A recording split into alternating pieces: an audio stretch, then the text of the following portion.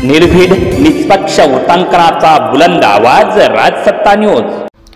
साकूर गावात मोबाईल शोरूमचे भव्य दालन।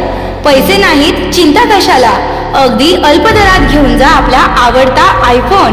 यासाठी एकदा अवश्य भेट द्या जय माता दी मोबाईल शॉपिंग। या ठिकाणी मोबाईल रिपेअरिंग तसेच सर्व सॉफ्टवेअर व हार्ड डिस्कचे काम अगदी अल्प दरात करून मिळेल। ठिकाण साकूर बस स्टँड समोर साकूर। संपर्क 9890315050। नमस्कार, मी सहदेव जाधव। आपण पाहत आहात राजसत्ता न्यूज। लोकसभेचं बिगुल वाजलंय, तसतशी जसजशी निवडणूक जवळ येत आहे तसतशा पद्धतीनं नवीन उमेदवार या रणांगणात उतरत आहेत। खरं बघायला गेलं तर आत्ताच्या जी होऊ घातलेली 2024 लोकसभा निवडणूक यामध्ये अनेक छोटे मोठे पक्ष या निवडणुकीत सहभागी होत आहेत। अनेक उमेदवार आपलं नशीब आजमावत आहेत। असेच आता भारतीय नवजवान सेना पक्ष देखील या आता निवडणुकीत जे आहे ते उतरलेले आहेत आणि त्यांचे जे पक्षाचे प्रमुख आहेत, पक्षाचे अध्यक्ष जे आहेत, संस्थापक अध्यक्ष संजय पडवळ हे देखील आज आपल्याकडे आलेले आहेत आणि आपल्याला त्यांना विचारायचं आहे की तुम्ही कशा पद्धतीनं, काय धोरण घेऊन, काय अजेंडा घेऊन तुम्ही या निवडणुकीत उतरले आहात आणि लोकांनी का म्हणून तुम्हाला निवडून द्यायचं, हे सगळ्याच गोष्टींचे प्रश्नांचे उत्तर जे आहेत ते आपण पडवळ साहेबांकडून घेणार आहोत। ते या पक्षाचे संस्थापक अध्यक्ष आहेत आणि त्यांनी संपूर्ण महाराष्ट्रातून त्या ठिकाणी प्रत्येक लोकसभा मतदारसंघातून उमेदवार देण्याचं घोषित केलेलं आहे। आपण त्यांच्याकडे जाऊया आणि ते कोणत्या मतदारसंघातून उभे राहत आहेत आणि ते कोणत्या उमेदवारांना संधी देणार आहेत, नव्याच उमेदवारांना संधी देणार आहेत ते आपण बघणार आहोत, त्यांना विचारणार आहोत। आपण थेट जाऊयात संजय पडवळ साहेबांकडे। आपल्या पक्षाचा अजेंडा काय आहे, काय जाहीरनामा घेऊन आपण या निवडणुकीत उतरत आहात? आमचा भारतीय नवजवान सेना हा एक राष्ट्रीय पक्ष आहे।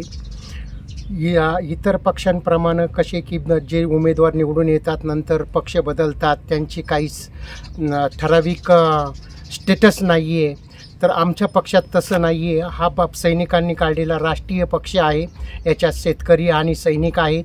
आम्ही आता जे पक्षा थ्रू उमेदवार उभे करणार आहोत हे दल बदलू उमेदवार नाही आहे, कारण उमेदवार निवडून आल्याच्या नंतर त्याला मतदाराचा तो काहीही विचार न करता तो आपल्या मनमर्जीनं पक्ष बदलतो, ह्या पक्षातून त्या पक्षात, त्या पक्षातून त्या पक्षात, असे आमचे सैनिक नाही आहेत। आणि हे जे उमेदवारी दिलेली आहे ही पूर्णपणे सैनिकांना दिलेली आहे, शेतकऱ्यांच्या तरुण मुलांना दिलेली आहेत।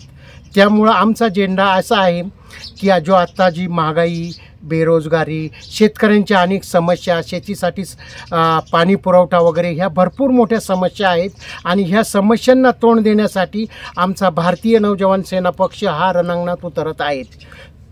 मी स्वतः संजय लक्ष्मण पडवळ शिरूर लोकसभा मतदारसंघातून उमेदवारी जाहीर करतो। त्याच्यानंतर साकूर संगमनेरमध्ये कळीराम बैरू पोपळगट यांना उमेदवारी जाहीर केली आहे। मी शिरूर लोकसभा मतदारसंघातून उमेदवारी करत आहात, हो, तर बघायला गेलं तर आता त्या ठिकाणी जे आहेत शिवाजीराव आढळराव पाटील आहेत, डॉक्टर कोल्हे आहेत उमेदवार, यांना सामना तुम्हाला करायचा आहे आणि यांच्या धंदाणग्या उमेदवारांपुढे तुमचं नशीब कसं आजमावणार तुम्ही? बघा, आता हे जेवढे राष्ट्रीय पक्ष आहेत यांच्या पक्षामध्ये फूट झालेली आहे, यांचं अस्तित्व फार कमजोर झालेलं आहे। त्यामुळे जनतेसमोर असा ठराविक कोणताही ठोस पक्ष राहिलेला नाही आहे आणि जनता आमच्याकडं फार चांगल्या भावनेने पाहते, कारण हा सैनिकांचा पक्ष आहे, सैनिकांवर लोकांचा विश्वास आहे। ह्या आशेने आम्ही शिरूर लोकसभा मतदारसंघामध्ये उमेदवार उतरून जनतेचं विश्वास संपादन करून जनतेला जास्तीत जास्त सुविधा देण्याचा आम्ही प्रयत्न करू। इतर पक्षांमध्ये जसे पुतणे वगैरे हे फुटाफूट झाले, पक्षात दरार पडली गेली, असं आमच्या पक्षामध्ये नाही आहे। हा जनतेचा पक्ष आहे आणि जनतेच्या हितासाठी आम्ही काम करणारे सैनिक आहोत, शेतकरी आहोत। त्यामुळे आमचे उमेदवार निश्चितच चांगल्याने निवडून येतील अशी मला शाश्वती आहे। पक्षाने अशी काही उमेदवार जाहीर केली आहे का?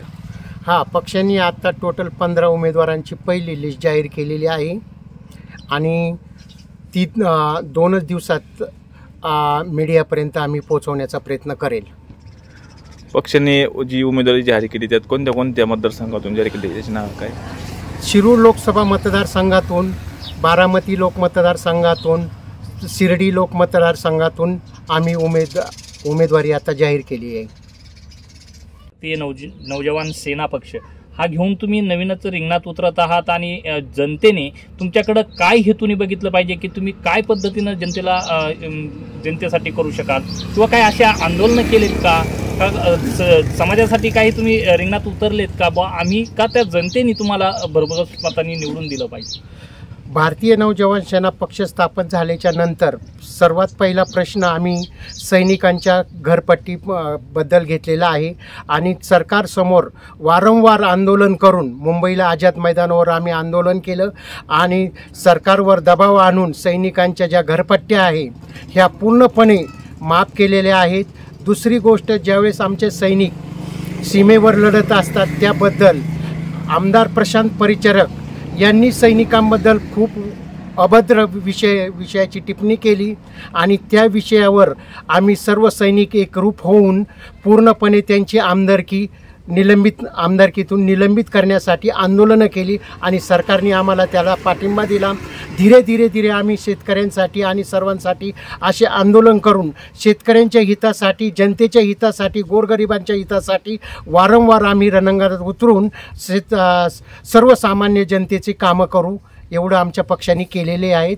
10-12 आंदोलनं झालेली आहेत आणि इथून पुढेही आंदोलनं होतील. जनतेला काय आव्हान कराल का आम्हाला मतदान करा म्हणून? जनतेला असं आम्ही आव्हान कराल की इतर पक्ष त्यांचे काही अस्तित्व ठीक नाही आहे, कारण यांनी फक्त लूट करायचा प्रयत्न केलेला आहे. जनतेच्या हितासाठी कोणीही लढत नाही आहे. प्रत्येक पक्ष, प्रत्येक उमेदवार हा माझं घर कसं भरेल ह्या उद्देशाने तो वाटचाल करतो. पण आमचा पक्ष तसं नाही आहे की आमचा पक्ष पूर्णपणे समाजाची सेवा करण आणि यात लूट कट्टर आम्ही इमानदारीने काम करणारे पक्ष आहोत आणि याच्या अगोदर आम्ही पूर्णपणे आमचं आयुष्य देशासाठी अर्पण केलं. आम्ही युद्धात सैनिक आहोत. कारगिल युद्ध लढलं आणि युद्धातून आम्ही आर्मीतून रिटायर झाल्याच्या नंतर उरलेलं आमचं आयुष्य आम्ही गोरगरिबांसाठी, देशासाठी हे समर्पित करत आहोत. हे आम्ही काम करत आहोत. तर हे होते भारतीय नवजवान सेना पक्षाचे संस्थापक अध्यक्ष संजय पडवळ साहेब. असे अनेक उमेदवार आहेत की जे आपलं नशीब आजमावू इच्छितात आणि देशाचं जे मंदिर आहे, लोकशाहीचं मंदिर आहे, त्या ठिकाणी जाण्यासाठी उत्सुक आहेत. परंतु प्रत्येक पक्षातच उमेदवारीसाठी ससेपालट चालू आहे. अनेक पक्ष जे आहे हे फुटीरतेच्या मार्गावर आहेत, काही फुटत आहेत, काही फुटण्याच्या मार्गावर आहेत. अनेक इच्छुक उमेदवार मोठमोठ्या पक्षांना हादरा देण्याचं काम करत आहेत. आता आपण बघूयात भारतीय नवजवान सेनेचे हे संजय पडवळ सर कशा पद्धतीनं या निवडणुकीला सामोरं जात आहेत ते.